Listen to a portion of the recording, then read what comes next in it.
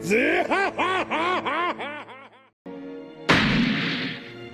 人の夢は終わらねえ。 Bienvenue à vous, bienvenue dans cette vidéo théorie, l'alliance entre Marshall Dietrich et le gouvernement mondial. Et pour être honnête avec vous, j'ai vraiment eu du mal à tourner cette vidéo, beaucoup de mal. Et je me rends compte que même sur des vidéos type théorie, même en préparant un texte, bah c'est pas moi en fait.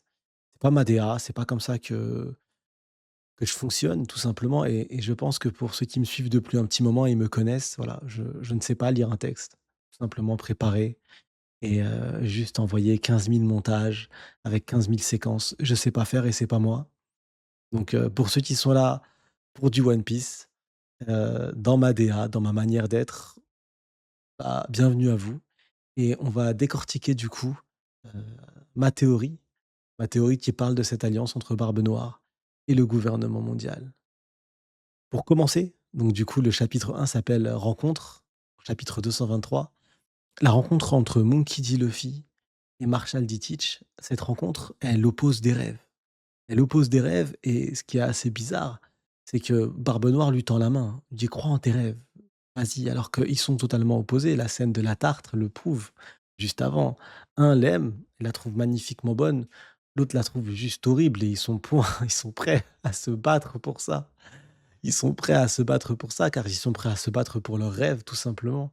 Et c'est pour ça, ce qui est intéressant, c'est que même si Barbe Noire porte un pantalon désigual juste après, durant leur face à face, ils s'opposent automatiquement leurs rêves et il lui prend la main, malgré ça, en l'incitant à croire en ses rêves et ça, c'était extrêmement important. Et c'est ces rêves-là de Barbe Noire qui l'ont porté jusqu'au titre d'empereur. C'est avec ce rêve-là, gamin, il est rentré dans l'équipage de Barbe Blanche avec qu'un seul objectif, récupérer le Yami Yami no Mi. Il a réussi à le faire, même si le Yami Yami no Mi finalement est venu vers lui et c'est là que toute son histoire a pris un tournant complètement différent. Il a été poursuivi ensuite par le frère de Monkey D. Luffy, Ace, parce qu'il a commis, pour récupérer ce fruit du démon, le la pire des atrocités. Il a tué un de ses nakamas qui avait trouvé ce fruit du démon. Il l'a récupéré et à partir de là, ses rêves ont commencé à devenir réalité et il allait encore bien plus loin. Il allait encore bien plus loin parce qu'il devait s'entourer de nakamas forts et pour ça, il devait pouvoir entrer à Impel Down et pour entrer à Impel Down il fallait qu'il devienne Shichibukai. Pour devenir Shichibukai, il a été aidé par un personnage extrêmement important dans ma théorie, Lafitte. Lafitte qui a joué un rôle extrêmement important au-delà de la capture de Ace, en sachant qu'initialement c'était Luffy qu'il recherchait et Ace l'a trouvé et il lui a dit: «Si tu veux mon petit frère, raison de plus pour que je t'arrête». Au final, la tête de Ace, poids assez important et du coup, bah, pas besoin d'aller à la recherche de Monkey D. Luffy pour pouvoir rapporter sa carte OGM. Il avait déjà sa carte d'entrée à Marijois, au gouvernement mondial, pour travailler du coup en tant que Shichibukai pour le gouvernement mondial. Et Lafitte, ce qu'il nous a montré, c'est qu'il avait ses accès. Il était capable d'atteindre Marijois. Avec ses petites ailes, potentiellement, avec ses capacités de manipulation, il avait la possibilité d'atteindre ce lieu hautement important, heu, pour le rêve de Barbe Noire. Parce que son rêve ne s'arrête pas là, son rêve, c'était pas juste d'avoir un équipage fort et par la suite de récupérer un fruit du démon connu de tous, le Gura Gura no Mi. Non, ça, c'était juste des étapes, des transitions et des étapes qu'il a continué à préparer. Je sais que beaucoup parlent d'une scène où Akainu, heu, arrive du coup sur une île où Barbe Noire avait réussi à kidnapper Bonnet et donc du coup en lui disant: «Bah, il a fui par peur». Non, il n'a pas fui par peur. Il a fui parce que son objectif pour lui actuellement n'était pas d'affronter un amiral. Son objectif, c'était de continuer ses étapes à la poursuite de son rêve et l'étape supérieure derrière, au-delà de récupérer un navire, c'était du coup de récupérer la ruche. Il a réussi à le faire. Chaque étape est un succès pour lui. Il a réussi à récupérer la ruche. Il avait besoin d'un équipage fort. Il a récupéré un équipage, du coup, à Impel Down et il l'a rendu encore plus fort avec des fruits du démon, en lançant la chasse des fruits du démon, tout en sachant que lui sait, il sait exactement comment récupérer. le fruit du démon d'un vivant, même si, nous lecteurs, on suppute actuellement depuis la scène où Big Mom a mangé, littéralement Mother Caramel et a récupéré son fruit du démon, on suppose que, on peut récupérer le fruit du démon d'un vivant ou d'un mort, en le mangeant. Que Barbe Noire a mangé le cœur de Barbe Blanche, on verra ça plus tard. Mais en tout cas, ce qui est sûr, c'est qu'il a donné ce cheat code et il est capable du coup d'offrir des fruits du démon à son équipage et ce qui leur permet du coup d'être extrêmement forts et d'être bien plus dangereux et préparés pour emmener du coup Marshall D-Teach jusqu'au bout de son rêve et son bout de son rêve, c'est de devenir roi. Et donc Lafitte a été utilisé une première fois et il va être utilisé une deuxième fois. Lafitte va être utilisé une deuxième fois actuellement. Lafitte est en face du coup, et suit les événements. Il n'est pas avec, son équipage. Non, actuellement, il est en train de suivre de près ce qui se passe entre les révolutionnaires et le gouvernement mondial et il est en train de remonter les informations à Barbe Noire et de proposer une solution. Forcément, il va utiliser ce qu'il se passe pour permettre à Barbe Noire de devenir roi. Premièrement de la ruche et après bon, on sait que ses rêves n'ont pas de limite et ses ambitions non plus. Il avait essayé par le passé, d'attaquer Baltigo et beaucoup, se sont dit: «Oui, il est à la recherche des fruits du démon extrêmement puissants. Le fruit du démon dragon doit être incroyablement puissant, il veut le récupérer». Je ne pense pas. Même si oui, le fruit du démon dragon doit être extrêmement puissant, je ne pense pas que ça soit pour ça. Je pense qu'il a voulu le récupérer pour emmener sa tête à Marie-Joie et l'offrir directement, heu, au Tenryubito et du coup directement au gouvernement mondial. Pour le seul but et le seul objectif de négocier un titre de roi. C'est pour moi la seule raison pour laquelle il a attaqué les révolutionnaires ou tout du moins il a essayé de les attaquer tout en sachant que les révolutionnaires étaient déjà partis au moment de son arrivée. C'est la raison pour laquelle il n'a pas échoué. Parce que je sais qu'on va me parler de Kobe, mais Kobe, ce n'était pas le plan initial de Barbe Noire, c'est Kobe qui s'est proposé à Barbe Noire et le rêve de Barbe Noire de devenir roi, il le porte depuis bien longtemps, depuis son entrée dans l'équipage, de Barbe Blanche. Donc c'était une opportunité qu'il a saisie, l'opportunité Kobe. Mais Lafitte, il est parti bien avant et il était du coup en place, pour cette mission, devenir roi. Et on a cette scène magnifique, cette page magnifique qui marche extrêmement bien, où les Nakamas de Barbe Noire, ça fait très bizarre de dire Nakama pour Barbe Noire, nous lâchent le monde à Saturne. Il veut quoi? Le monde. Et ils y croient réellement et nous aussi, on y croit.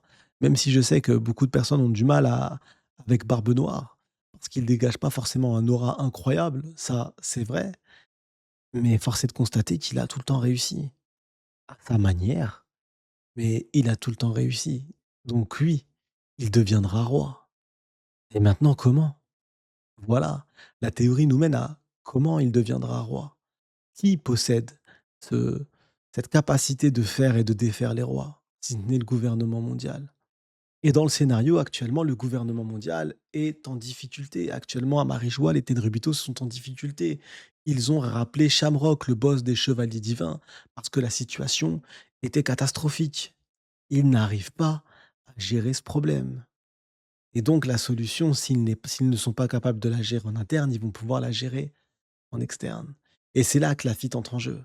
Lafitte va proposer des services de l'empereur Barbe Noire pour retirer ces blocus, pour permettre aux Tenryubito de pouvoir se nourrir à nouveau. Et là, ça peut faire une grande différence. Et aparté dans notre monde, c'est des choses qui sont réellement arrivées. Des pirates, des corsaires au service d'États sont venus à leur rescousse pour sauver et sauter des blocus et permettre du coup à des peuples, à des royaumes de se nourrir. Lors de la grande ère de la piraterie qui a réellement existé dans notre monde, là où l'époque où les avions n'existaient pas et toute la marchandise et tout le commerce passait par la mer, principalement. Et donc du coup, les pirates avaient un rôle majeur. Et les accords entre les nations et les pirates, c'était monnaie courante. Et est-ce que Oda va se servir de ça? Oui, Je ne vois que ça. Je ne vois pas pourquoi est-ce que Laffitte actuellement serait en observation sur les révolutionnaires, si ce n'est pour donner rien. Je ne pense pas que l'objectif de Barbe Noire est d'attaquer les révolutionnaires pour attaquer les révolutionnaires. Non. Quand Barbe Noire fait quelque chose, c'est pour un intérêt derrière. Il ne fait pas quelque chose en vain. Il a un réel intérêt. Et l'intérêt principal de Barbe Noire, au-delà de renforcer la puissance de son équipage, actuellement, c'est dit dans le manga, c'est devenir roi. Donc Lafitte va proposer. Maintenant, une fois que Lafitte propose, que Barbe Noire arrive à apporter une solution concrète, que Barbe Noire détruit ce blocus, qu'est-ce qui se passe? Qu'est-ce qui se passe à ce moment-là? Parce que l'objectif de Barbe Noire, il n'est pas de devenir roi de la ruche uniquement. Non, l'objectif est de devenir roi du monde.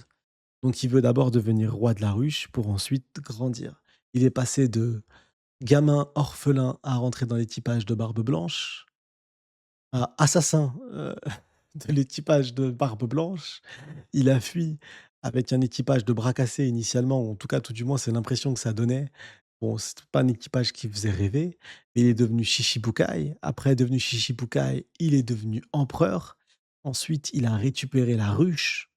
Il en a fait du coup son terre-terre et l'objectif est d'en faire son royaume. Il deviendra roi de la ruche et à la fin, il sera prêt de devenir roi du monde. Et ça soulève des questions. Ça soulève beaucoup de questions. L'objectif, c'est de se dire, d'accord, ils veulent devenir roi du monde, mais actuellement, le réel roi du monde, c'est Im. Im est un personnage lié au siècle oublié. Im, c'est un personnage attendu. S'il devient réellement roi du monde, alors Im disparaît. Et là, on perd un antagoniste qui est important et qui a été masqué depuis longtemps. Et c'est là que, que la théorie prend un tournant un peu, je pense, intéressant. Du coup, c'est de savoir qui sera l'antagoniste final de One Piece. Et bah, on va penser à une fresque, la fresque avec le premier monde.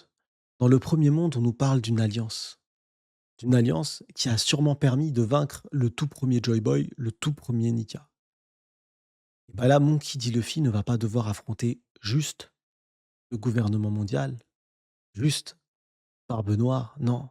Il va devoir affronter les deux. Et oui, ça peut être complètement fou et inattendu, ça peut être complètement dingue, mais oui, s'il y a alliance entre Barbe Noire et le gouvernement mondial, et c'est ce que Lafitte va proposer forcément. Lafitte ne va pas aller juste affronter les révolutionnaires ou proposer une solution pour contrer les révolutionnaires gratuitement. Ça n'a pas de sens. Lafitte n'observe pas les révolutionnaires gratuitement. Ça n'a pas de sens. L'objectif est d'apporter quelque chose derrière, de passer à l'action et d'apporter une réelle solution pour permettre à son capitaine de devenir roi. Donc s'il y a alliance, comme n'importe quel roi, il va pouvoir jouir du bras armé du gouvernement mondial, la marine. Et ça, ce serait complètement fou de voir un pirate pouvoir combattre et accompagné de navires de la marine. C'est c'est complètement fou.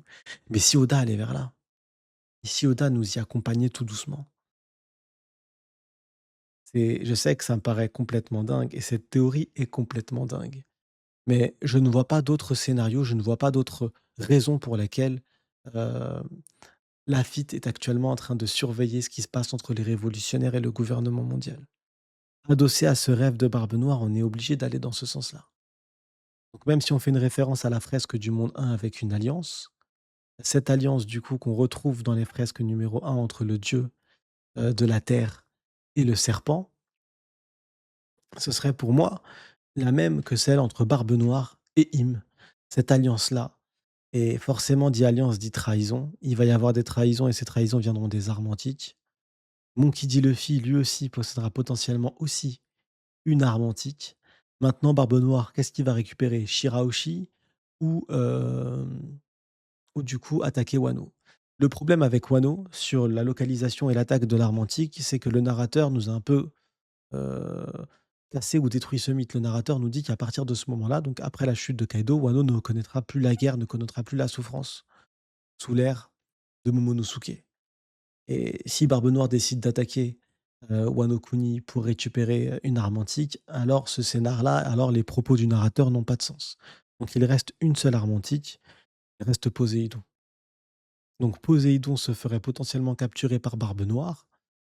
Maintenant, le problème, c'est que Poséidon ne contrôle pas forcément directement son pouvoir d'arme antique.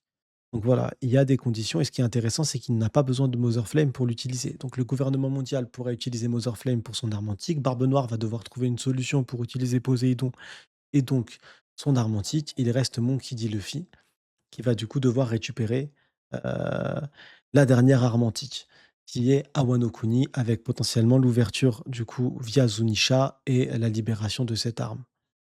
Maintenant, il y a encore une équation à une inconnue qui s'appelle Shanks le Roux. Que va faire Shanks le Roux là-dedans? Est-ce que Shanks le Roux va être vaincu par Barbe Noire? Oui. Est-ce qu'il va mourir des mains de Barbe Noire? Non. Pourquoi mourir? Une mort, c'est intéressant quand elle apporte quelque chose. Là, actuellement, la mort de Barbe Noire n'apporterait absolument rien à l'œuvre. Donc, qui dit Luffy déjà est devenu extrêmement fort. Il est obligé d'affronter Barbe Noire, donc la mort de Shanks par Barbe Noire euh, n'a pas d'importance sur le fait que oui, Luffy va l'affronter, quoi qu'il arrive. Donc, on a ce cas de figure de se dire que la mort de Shanks ne serait pas utile. Donc, tuer pour tuer n'a pas de sens. Par contre, vaincre, oui, c'est possible. Et peut-être qu'il arrivera à le vaincre grâce à son alliance avec le gouvernement mondial. Parce que je pense que c'est à la recherche du One Piece et où s'arrête du coup, le lien entre Shanks et le gouvernement mondial? Où est la limite? Shanks du coup est un Fingerland, mais où est la limite? Où s'arrête? En sachant que Shanks veut récupérer le One Piece, il le dit à Ben Beckman. Est-ce que du coup, comme il fait partie de cette noble famille, le gouvernement mondial va lui laisser le One Piece? Je ne pense pas. Je pense qu'il y a des limites au respect qu'on peut imposer à une famille. Il y a une limite à ce que le gouvernement mondial peut accepter. Donc Shanks, de toute façon, n'est pas à mes yeux un allié du gouvernement mondial et ne le sera jamais. Donc ça veut dire qu'à un moment donné dans l'histoire, il va être leur ennemi, tout en sachant que si Joy Boy est de retour, c'est exclusivement grâce à lui. Donc là, on a cité énormément d'informations. Donc pour faire un petit récap, du coup, de ce qui se passe dans l'univers de One Piece et cette alliance et l'impact que va avoir cette alliance entre Barbe Noire et le gouvernement mondial, c'est de se dire, premièrement, que Lafitte, comme il a pu le faire quand, Barbe Noire est devenu Shichibukai, actuellement, il est en observation. Il suit exactement les révolutionnaires et ce qui se passe avec le gouvernement mondial. Donc forcément, il connaît le rêve, comme tous les Nakamas, on l'a appris à Egghead, de Barbe Noire, qui est le monde. Donc ce mouvement-là est forcément lié au rêve de Barbe Noire. Donc forcément, pour moi, la seule solution actuellement, c'est de proposer son aide. Donc ça, c'est le premier point, c'est d'apporter une solution au gouvernement mondial tout en gagnant derrière le titre de roi. Deuxième point, il y aura forcément une trahison entre Barbe Noire et le gouvernement mondial. Au-delà de la trahison, s'il devient roi, il aura des avantages. Obligatoirement, il fera partie de ce gouvernement mondial. Donc comment est-ce que ça va fonctionner? Est-ce qu'il sera accompagné, il pourra utiliser le bras armé de la marine? Ou est-ce que du coup, il va avoir des avantages? Est-ce qu'il va devoir payer le tribut céleste? Est-ce qu'il va mettre les impôts à la ruche? Intéressant, prélèvement à la source. Il y a plein de questions qui tournent autour de cette alliance-là. Et pour moi, le scénario nous y emmène. Donc le deuxième point que, que je viens de citer. Troisième point, les armes antiques. Caribou, qui vient d'arriver sur les armes antiques, du coup, avec l'information des armes antiques sur en étant une groupie de Barbe Noire, tout en sachant que le gouvernement mondial possède une arme antique, possède Mother Flame. On voit et on a vu dans ma réflexion que potentiellement l'arme antique que pourrait utiliser Barbe Noire, c'est Poséidon.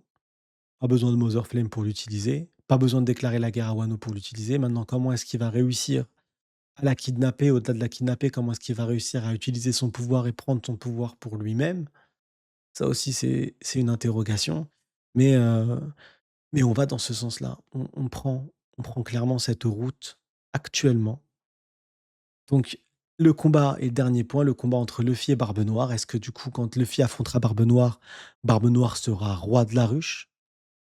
Est-ce que du coup et oui, parce que s'il y a affrontement entre Barbe Noire et Luffy en tant que roi de la ruche, ça veut dire qu'actuellement il est, du coup, en collaboration avec le gouvernement mondial. Donc pourquoi pas une alliance pour combattre Monkey D. Luffy, l'empereur alias Joy Boy?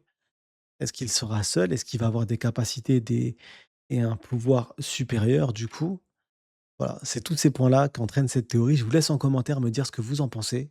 Est-ce que pour vous, il va y avoir une alliance entre le gouvernement mondial et Barbe Noire? Est-ce que l'utilisation de Lafitte actuellement va dans ce sens-là? Est-ce qu'on y est directement? Est-ce que le gouvernement mondial et Barbe Noire vont s'allier et vont affronter Luffy? Et donc, dans la bataille des pirates, il y aura aussi le gouvernement mondial qui va s'y mêler, pas seulement Barbe Noire. Est-ce que Barbe Noire va être trahi par, le gouvernement mondial avant que Barbe Noire arrive à les trahir? Et qui va vaincre du coup entre le GM et Barbe Noire? Qui sera exactement l'ennemi final de Monkey D. Luffy? Et bah, cette théorie, pose énormément de questions. Encore, ça donne des réponses sur le court terme, mais au long terme, ça ouvre le champ des possibles. Donc voilà, j'espère que vous avez apprécié cette vidéo. J'espère que vous avez apprécié cette théorie qui explicite le propos, le pourquoi du comment il va y avoir une alliance entre le gouvernement mondial et Barbe Noire. Je vous laisse mettre un petit pouce bleu. Je vous laisse du coup, là-dessus et comme à la dernière vidéo, du coup, on va voir qui est allé jusqu'au bout. +4.